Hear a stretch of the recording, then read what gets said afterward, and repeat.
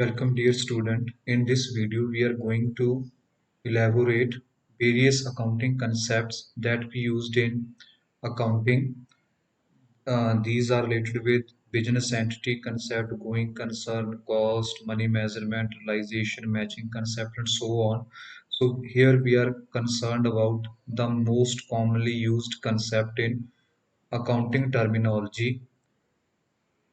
So moving further, first, in this, we are going to discuss about business entity concept. A business entity concept क्या चीज है?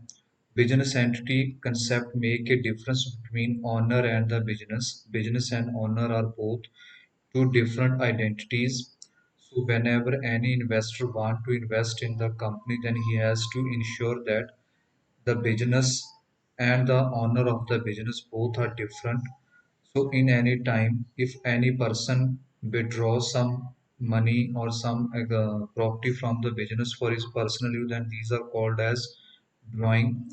In accounting, business is different from owner and they are having two different separate identity. So this concept, business entity concept in simple word, is also called entity concept. So the business stand apart from other organization as a separate economic entity.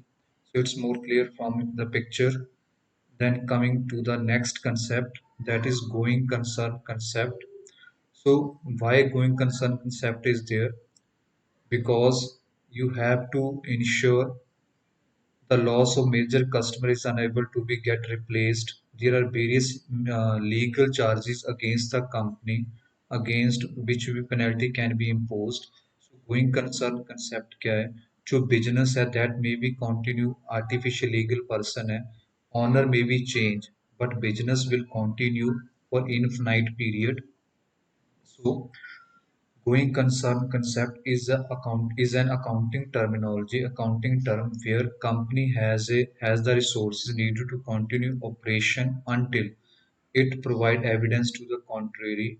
So a company ability to make money, to stay or to avoid bankruptcy. So a going concern concept है company की जो identity है that is long term होगी. Then come moving further in the next concept we are going to discuss about dual aspect concept. So just like there are two sides of एक तकड़ी के दो side होते हैं, similarly in business every transaction is having a dual aspect which we call double entries concept.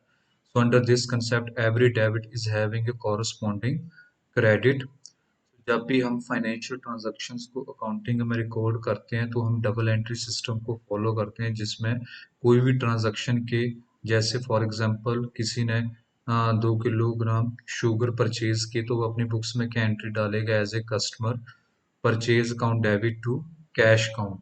अब जिस मान लो उसने 40 रुपये एक्सपेंड किए हैं 2 ग्राम शुगर के लिए 80 रुपीज लगा लो 40 रुपये पर केजी 2 किलो के हिसाब से 80 रुपीज हो गए. देन 80 रुपीज डेबिट हो जाएंगे 80 रुपीज क्रेडिट होंगे being purchases are made. So that is dual entry concept और dual aspect concept है जिसके ऊपर double entry system based है.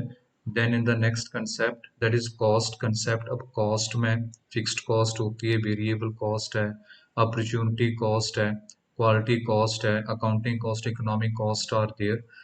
So जो फिक्स्ड कॉस्ट होती है जब कॉस्ट कंसेप्ट यूज करते हैं वो कॉस्ट प्राइस के ऊपर रिकॉर्ड की जाती हैं. उसमें से हम जो बुक वैल्यू होती है उसमें से उसके डेप्रिसिएशन को हम लेस करने के बाद जो वैल्यू बच जाती है उसके ऊपर हम रिकॉर्ड करेंगे. कॉस्ट प्रिंसिपल गैप का एक पार्ट है जिसमें एसेट हमेशा कॉस्ट प्राइस के ऊपर रिकॉर्ड की जाएंगी till the life of the asset, that is the cost concept.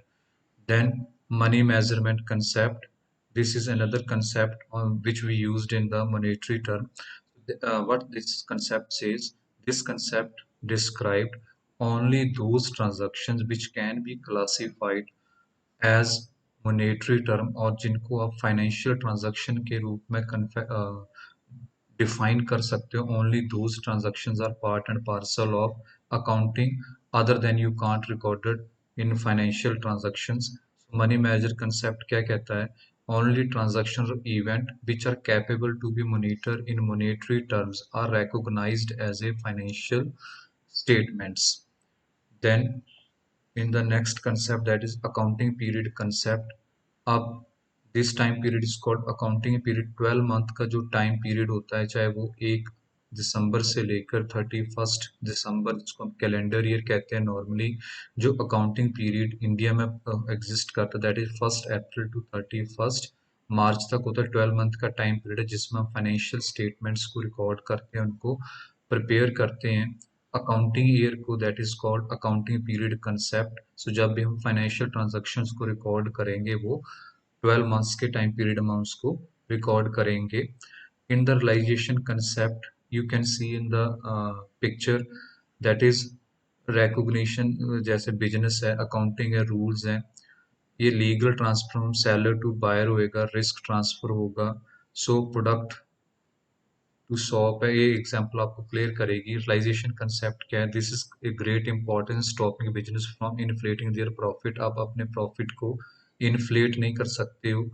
ये इसको हम रेवेन्यू रिकॉग्निशन प्रिंसिपल भी कहते हैं, जिसका पर्पज ये है कि accrual concept towards recognition of revenue होगा। आप अपनी ऑर्गेनाइजेशन में inflow of asset in the form of receivable कैसे रिकॉर्ड करेंगे। सो ये कंसेप्ट स्टेट करता है कि जो रेवेन्यू रिलाइज होंगे at the time when goods और services are actually delivered. So in short the realisation occur when the goods और services have been sold either for cash or on credit. अब आप चाहे क्रेडिट के ऊपर cell करो या कैश के ऊपर सेल करो, आपकी ट्रांजैक्शन तब मानी जाएगी जब आपने जो इनकम किया एक्सपेंस के उसके रिगार्डिंग रियलाइज्ड हो रही है, इनकम आपको अर्न हो रही है, तब उसको आप रियलाइजेशन कंसेप्ट कंसीडर करोगे। Then in the next concept that is the matching concept. इसका पर्पस क्या? हर एक्सपेंस के रिगार्डिंग रेवेन्यू होगा। अब जो भी आप इनकम जनरेट करना चाहते हो, इनकम जनरेट करने के लिए आपको एक्सपेंसेस को मेजर करना जरूरी है। Without incurring expenses you can't earn the income. So expense, जो आपके एक्सपेंसेस हैं, that should be match to your revenue.